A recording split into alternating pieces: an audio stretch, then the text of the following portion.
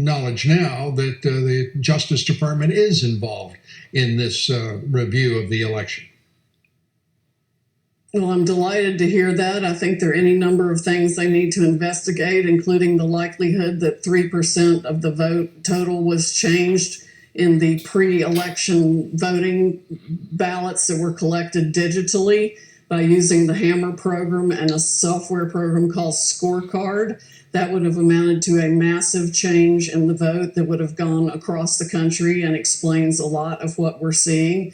In addition, they ran an algorithm to calculate votes they might need to come up with for Mr. Biden in specific areas. I think that explains what happened in Michigan, where the computer glitch resulted in a change of votes of about 5,500 in favor of President Trump, just in one of 47 districts. All those districts need to be checked for that same, quote, software glitch, end quote, that would change the result in Michigan dramatically.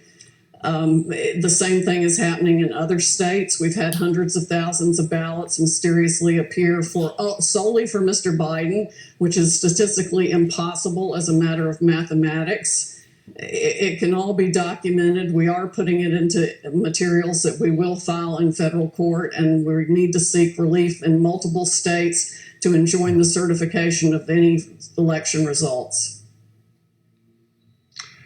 Tom Fitton, as you listen to Cindy, that sounds like a strong case for a straightforward allegation of fraud.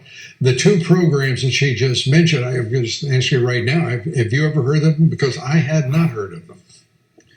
No, I mean, there have been noises about it on the internet, but I don't know anything beyond what Cindy's reporting now. I go back to the numbers you reported at the beginning of the segment. The president was winning on Tuesday. Right. He's not winning now. And he's not winning now as a result of a process that the voters can't have confidence in, the state legislatures can't have confidence in my view, the courts can't have confidence in.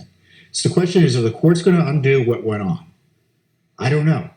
But the state legislatures in Georgia, Pennsylvania, Michigan, Wisconsin, perhaps Arizona, they now have an opportunity to make a stand on behalf of the rule of law. Are they going to endorse what went on this week, or are they going to appoint a clean slate of electors that supports President Trump? That could be the next battle. And I would think that activists interested in this issue, and if you're concerned watching this, start talking to your state legislators. And I start asking where Congress is, because Congress in the end is going to be the judge of the electoral college votes. And if I were in Congress, I'd be telling these states, you better keep up on, you better be honest here, because we're not going to accept your votes if your election is a sham. Well, Cindy, let's go back to Hammer and Scorecard. Are those the names that you just used for those programs? What's being done about it, and how broadly were they used by vote counters in various states?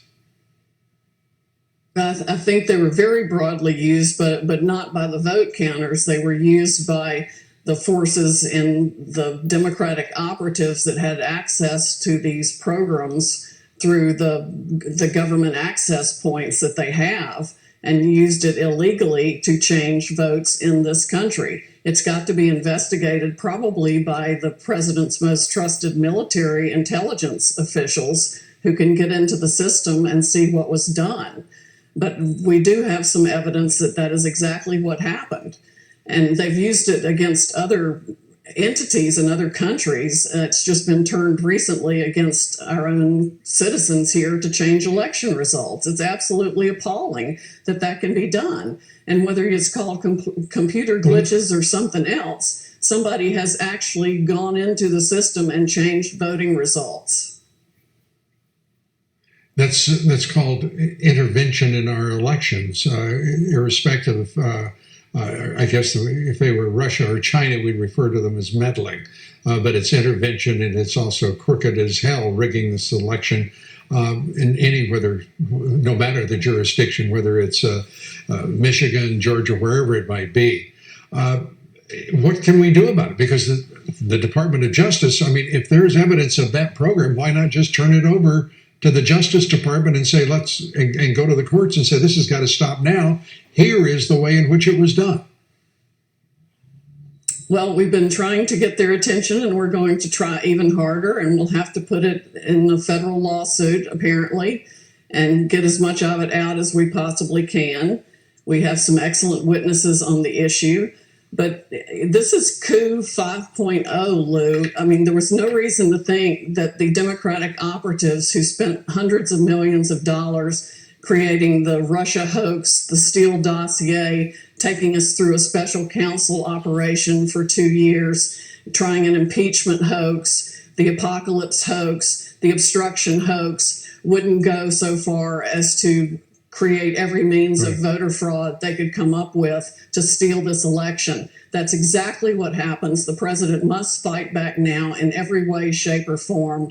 We cannot let this republic be stolen by the Democratic operatives who want to destroy the republic and make it a socialist country where they continue to line their pockets with these backdoor global deals like the Biden laptop from hell exposes. Well, Cindy, that's. I think you're exactly right about that not happening. Let's turn, Tom. Tom Fitton, you pointed out in our discussions that these legislatures are Republican controlled. Who can take that message to them, and precisely how likely is it that they would be receptive to a clean slate of electors who would represent, say, the state of Pennsylvania? That's a Republican legislature. And stand up for the integrity of elections and support the president. Well, the focus from the media and activists and regular voters and citizens need to be brought to bear here.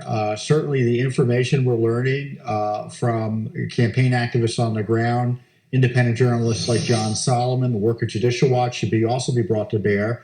I mean, we knew going into this election in Pennsylvania, Lou, there were 800,000 extra names in the rolls in Pennsylvania. Nevada County has 154,000 inactive names on the rolls. Clark County, Nevada, I mean.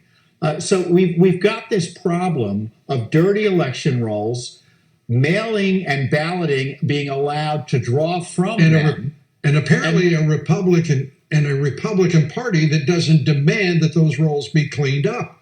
I mean, that's crazy. Could you put up that graphic again, please? Folks, I want everybody to see what they're looking at, because this is really very important what Tom's talking about. The control of both chambers of the legislature in these states that are critical right now in deciding who the next president will be. Michigan, Wisconsin, Arizona, Pennsylvania, North Carolina, Georgia. They must play a role in this to preserve the integrity, just as Tom Fitton is urging. And Sidney Powell, what you're breaking here tonight is extraordinary as well. We've got to go. We're at that point. But thank you both for everything you're doing for the country and for the president. We appreciate it. Thank you.